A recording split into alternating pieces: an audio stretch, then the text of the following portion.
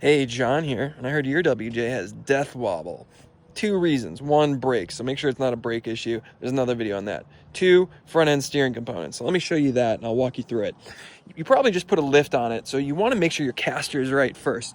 So caster should be back probably around 4 degrees. Don't make it forward. If it's forward, it's going to chatter. So you want it like that.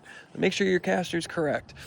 You're also going to want to make sure if you've got older components that anytime there's a pivot in the front end, that it is tight and there's no play. So I have a long arm kit by Iron Rock Off-Road. So my mount up here. You're probably gonna have a short arm, maybe it'll be up here, but you're gonna want a helper to rock the vehicle front and back. You're gonna put your finger on the pivot and see if there's any play. If there's any play, that is room for death wobble. Moving over to the front, you got your tie rod here. So this was an issue on mine. I had a little bit of play, and if you have someone do the steering left and right, and you'll feel a little bit of movement. I replaced that. That was the issue on mine many years ago. So I replaced that. You could just replace this piece. Same with the other side. You also have your drag link here for the steering.